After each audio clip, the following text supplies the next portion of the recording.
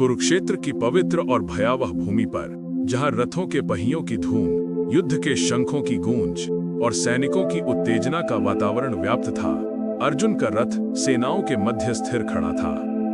अर्जुन पिछले अध्याय में सुनाए गए कर्मयोग के उपदेश से प्रभावित भी था और उलझन में भी। उसका मन अब भी भ्रम, भय और शंका से घिरा था। सामने अपने ही परिजनों, गुरुओं और मित्रों को देखकर उसका हृदय द्रवित था। उसे समझ नहीं आ रहा था कि यह युद्ध उसके धर्म का मार्ग है या विनाश का। ऐसे ही भ्रमित मन से वह भगवान श्री कृष्ण की ओर देखकर पूछता है, हे माधव, आपने कहा कि यह दिव्य ज्ञान आपने पिछले समयों में सूर्य देव विवस्वान को दिया था, लेकिन यह कैसे संभव है? विवस्वान तो अत्यंत प्राचीन है और आप तो अभी जन्मे हैं। यह विरोधाभास में समझ नहीं पा रहा।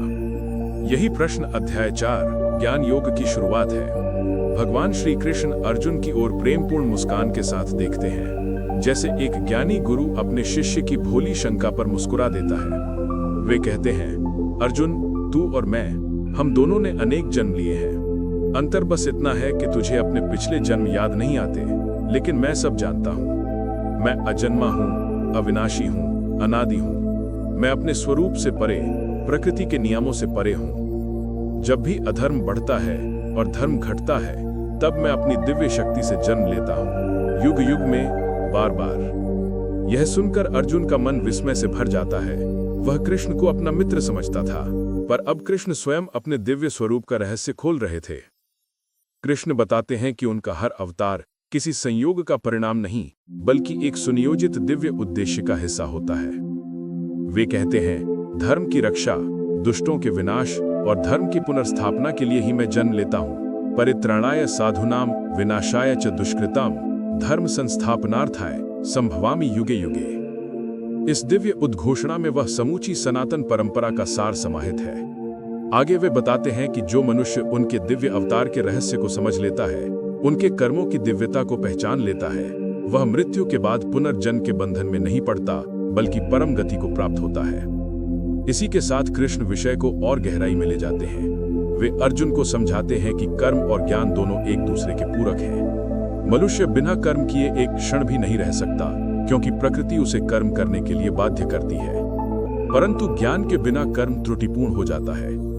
वही कर्म यदि फल की इच्छा से किया जाए तो बंधन बन जाता है, यदि अहंकार से किया जाए तो दुख का कारण बनता है, यदि आसक्ति से किया जाए तो मन को अशांत करता है। लेकिन वही कर्म यदि यज्ञ भाव, सेवा, भक्ति, समर्पण से किया जाए तो मन को शुद्ध करता है और मोक्ष का मार्ग बन जाता है। कृष्ण यहाँ अनेक प्रकार के यज्ञों का वर्णन करते हैं। कुछ लोग कर्म के द्वारा यज्ञ करते हैं, कुछ तप द्वारा, कुछ इंद्रियों को संयम में रखकर, कुछ मन को शांति देकर, कुछ शास्त्राध्ययन के द्वारा।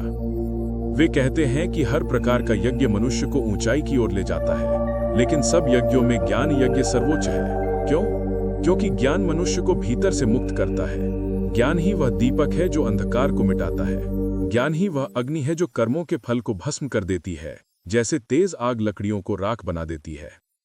इस प्रकार कृष्ण अर्जुन को समझाते हैं कि केवल कर्म करना ही पर्याप्त नहीं, कर्म को ज्ञान के प्रकाश में करना ही श्रेष्ठ है।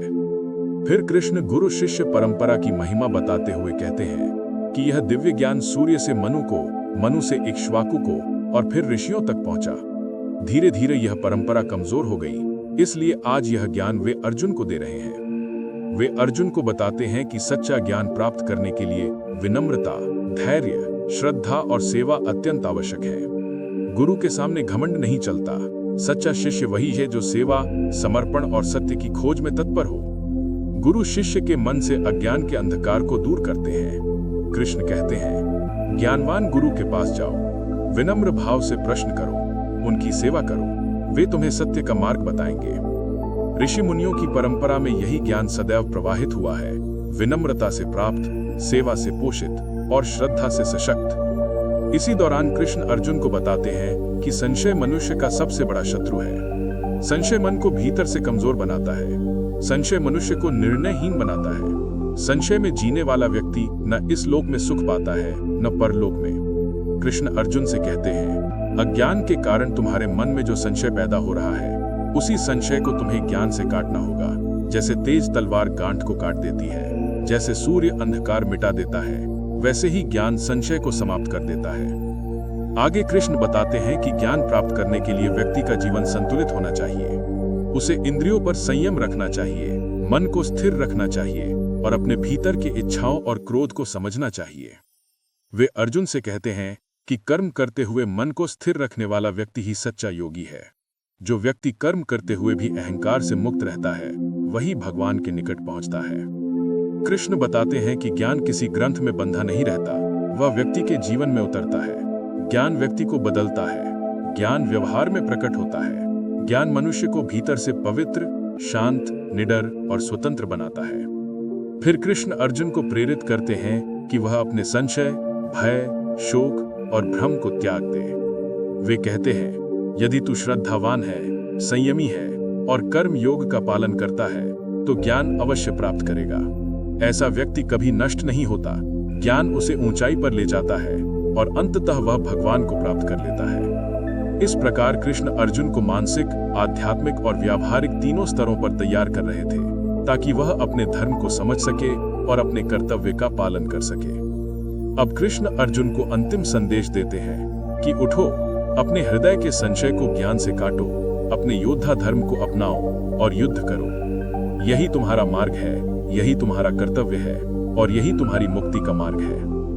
अंत में जब कृष्ण बोलना समाप्त करते हैं तो अर्जुन का मन धीरे धीरे शांत होने लगता है। उसका भ्रम कम हो जाता है, उसका हृदय प्रकाशमान हो उठता है और वह समझने लगता है कि जीवन का सार ज्ञान और कर्म के संतुलन में है। इसी तरह अध्याय 4 ज्ञान योग समाप्त होता है। यह अध्याय मनुष्य को सिखाता है कि अज्ञान, भय और संशय को छोड़कर ज्ञान, श्रद्धा और कर्म के साथ जीवन जिया जाए। यही मुक्ति का पथ है, यही धर्म का सार है। जय श्री कृष्ण।